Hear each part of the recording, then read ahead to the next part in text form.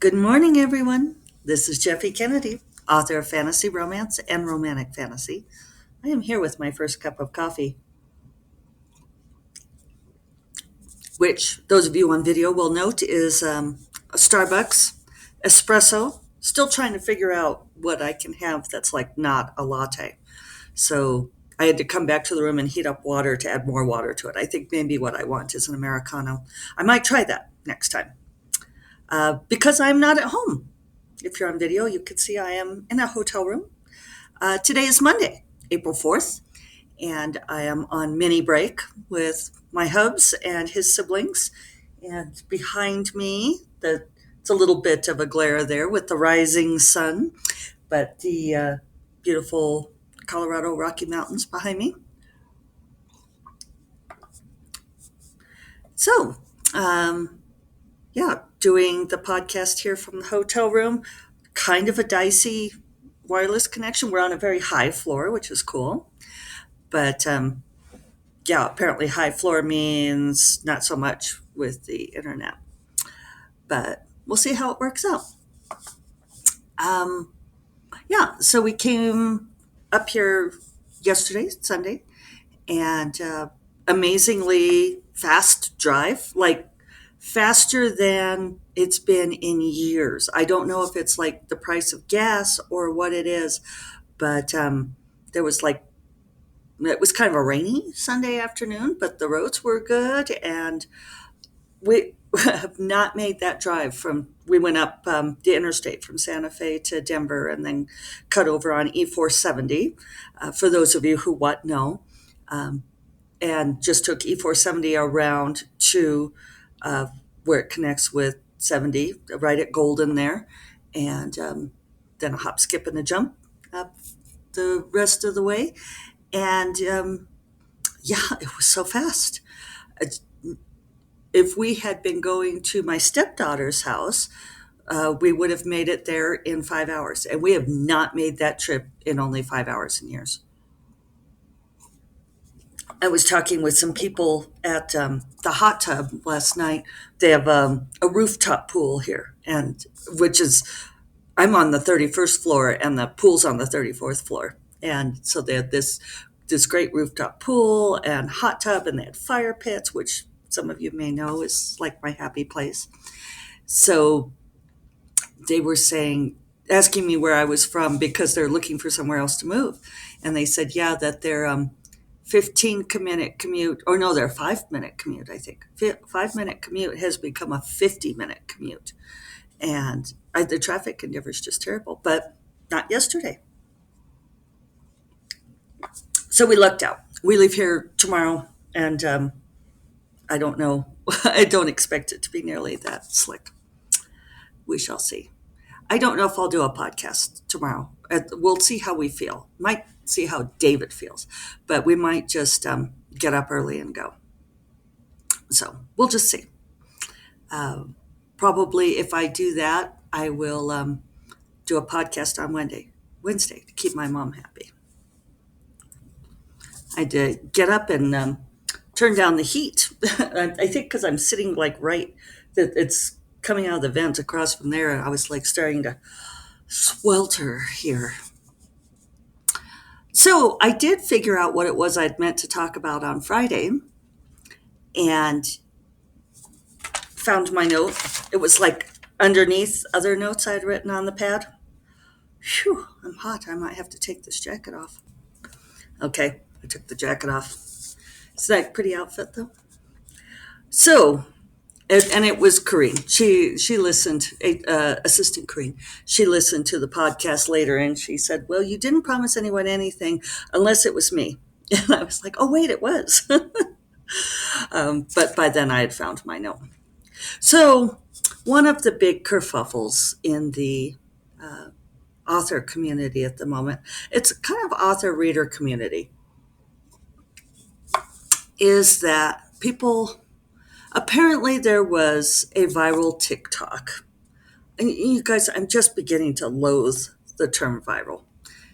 It went viral. I don't know. And then I see people talk about how do you make something go viral? It's like the whole point of something going viral is that you don't know how you did it. But everybody wants viral, right? I don't. Reader, I do not want viral. I shouldn't mess with my hair because then I just make it look worse. I did at the casino last night. This guy sat down at the slot machine as I was getting up, and he said, "Are you done?" And I was like, "Yeah, go ahead, good luck." And he paused and he goes, "You are an unbelievably beautiful woman." And I was said, "Thank you." I was like, "How much have we had to drink?" But still made me feel good. So um, that was not my point. So I talked about this before, and my mom and a couple other people commented that they just didn't know that people did this, that they take advantage of Amazon's very generous return policy, and people read books and return them. Not everybody, it's vanishingly small. But it does happen, and it becomes kind of a weaponized thing too. Uh, but apparently, someone made a TikTok video telling people how you could do this and advising readers to do this, saying that it's an author problem, not a reader problem. That it's not their problem if authors are upset that readers read and then return their books. The problem is, just to make this entirely clear, in case people don't understand the economics of this, is that if somebody buys your book and returns it, then the author does not get any money for that book.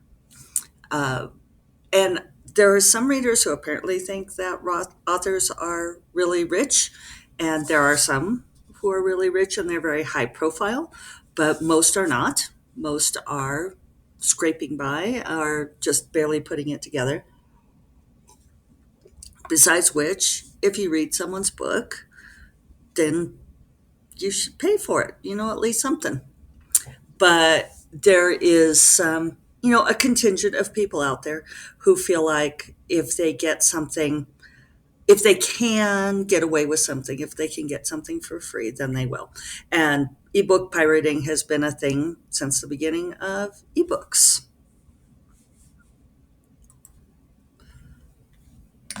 Oop. Oh, I was going to pause, but now it won't let me because it's funny with the dicey internet connection, pausing becomes more difficult. I just realized I didn't silence my phone. I thought I'd better do that. So anyway,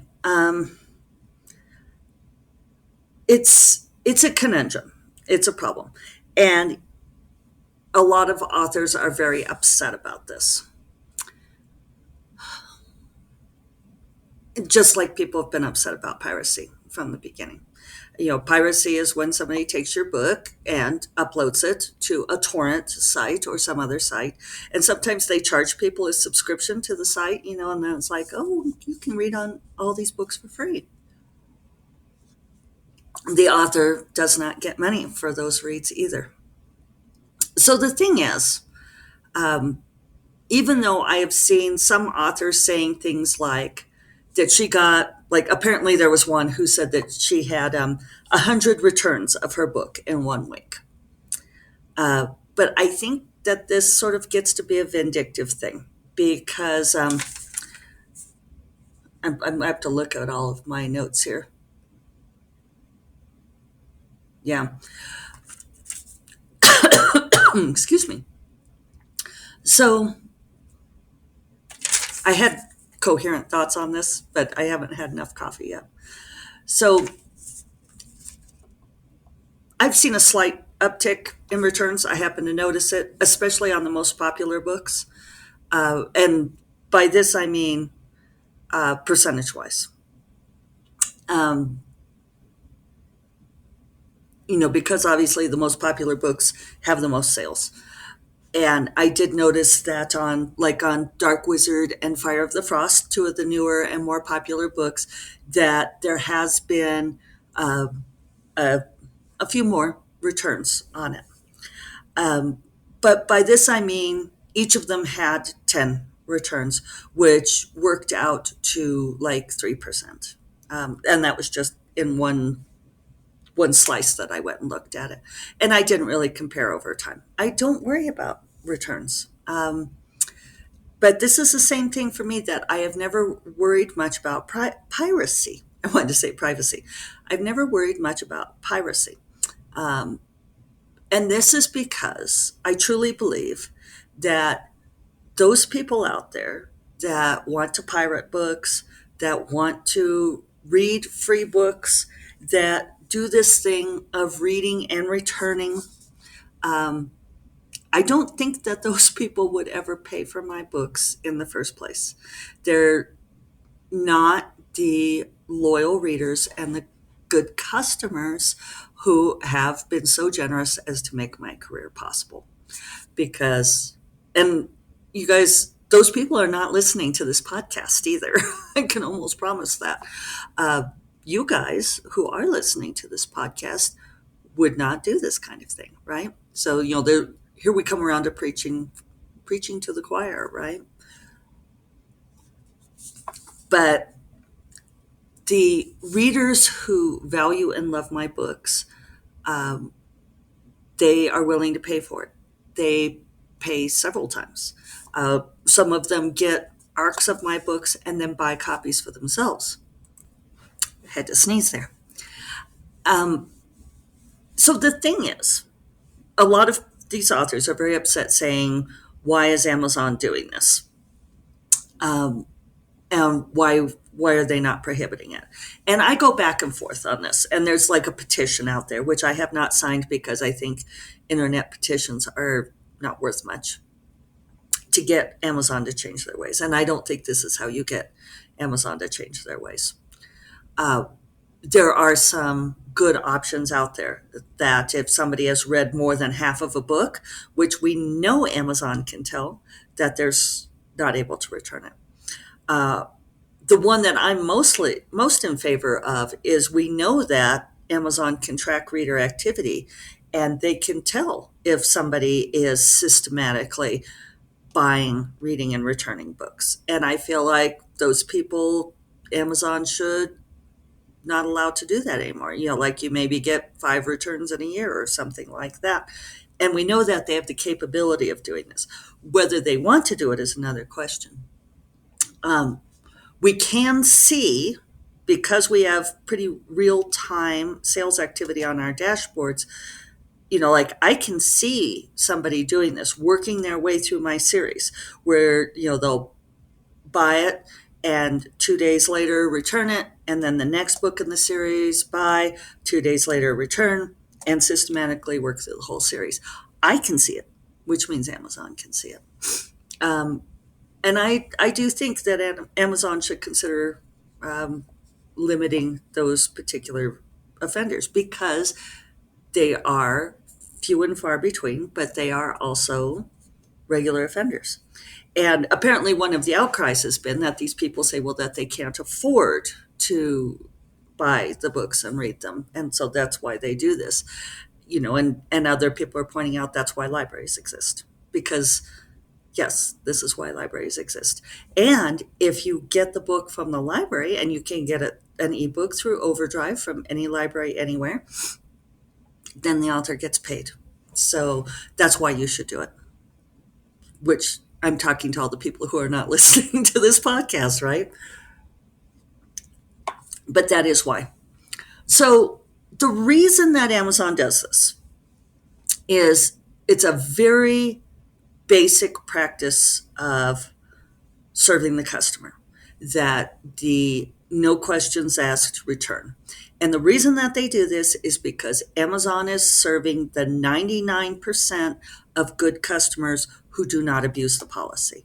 And they know, and this is, fairly, I don't know if I want to say basic, but it's well-known business practice, that the businesses that focus on the criminals, that are so worried about shoplifting and so forth, and there's been studies on this, that they do more to alienate the good customers than they do to control the bad customers. So, for instance, when you walk into a store, you being the wonderful, law-abiding, paying authors for books citizen who listens to my podcast, when you walk into a store and you see a bunch of signs that say shoplifters will be prosecuted and you're on camera and we hate shoplifters and don't you dare touch this, you feel alienated, right? You you feel bad about it. I know I do. Could be, and you get this bad feeling about the business. It's like, whoa, how come they think I'm going to steal everything from them?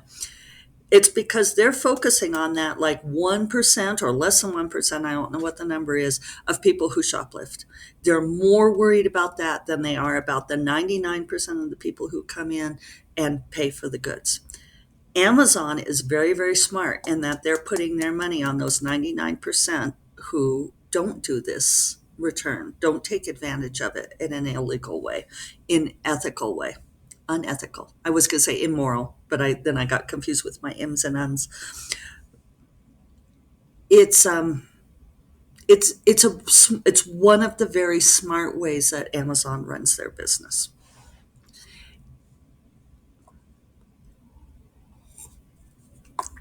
So one of the reasons that this came to my attention, I mean, a lot of the authors around me are talking about it, but Corrine had mentioned that like this gal who like had 100 returns in a week, um, she had posted a long rant about it, being very upset about it. And part of what's happening here is, people talk about, oh, well, like it's a toxic community on TikTok and Book Talk, but people do get personally involved. So, and I don't know exactly what happened, but here's my guess from what people have told me is that, like somebody put up this video or whatever on, hey, how, here's a way to read books for free. You go ahead and buy them and then read and return, and Amazon will let you, and you should do this. And then these authors or perhaps other readers came back and said, hey, this is really a shitty thing to do. And the original people and their cohort doubled down. And they were like, let's make this go viral. Everybody should do this. The reason that they're doing that is they want to feel right. If you can say, well, everybody's doing it, then it must be okay. That's because they know in their hearts, everybody knows that it's a shitty thing to do, that it is stealing. And they want to rationalize it. That's part of why they're saying it's an author problem. It's not my problem. But they know in their hearts that it is. One of the things about human beings is that they almost always know when they are doing something wrong.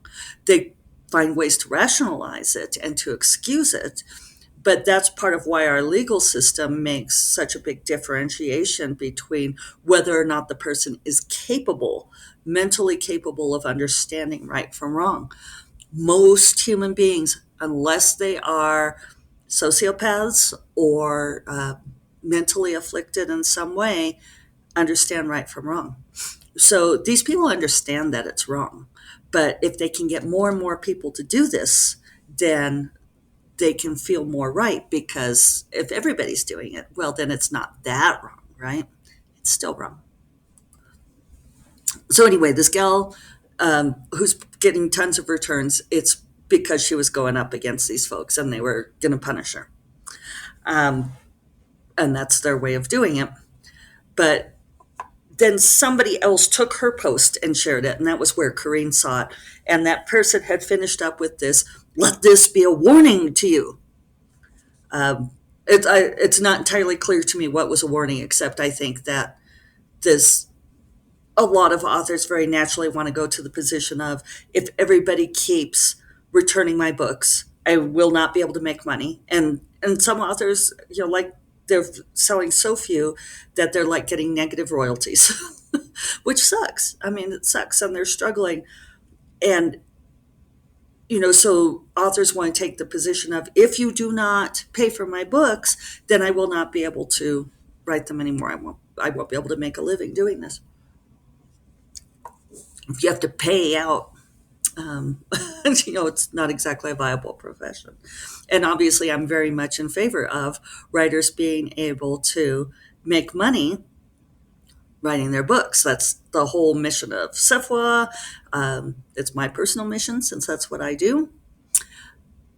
And it's still preaching to the choir, right? Because if you go out there and you say, let this be a warning to you, you are reaching your loyal readers, as Corrine was for this person, and no longer felt friendly.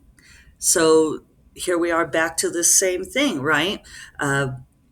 Corrine felt like she was being treated like a potential criminal, right? Like a shoplifter instead of like the loyal book buying fan that she is.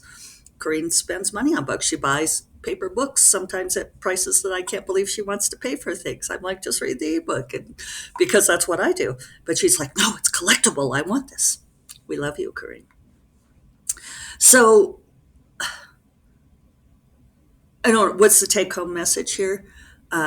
It's kind of my same message that I've had all along about piracy, which is, chill, chill, people. It's not, it's it's not that big of a problem, and you're better served by approaching this like a company like Amazon. It's not an accident that Amazon is so successful, right?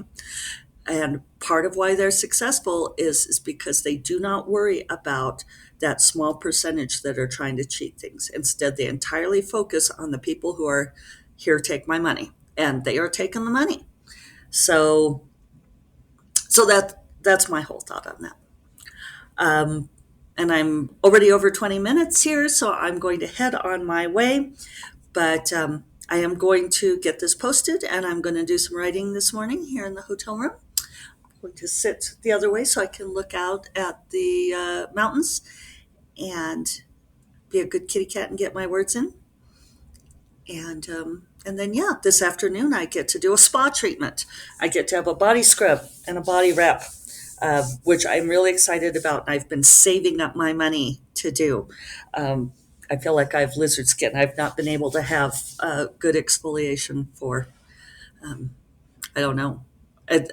2019, and I don't know when before that. So, very excited for that. Thank you for buying my books to enable me to not have lizard skin and for me to be able to make a living doing this.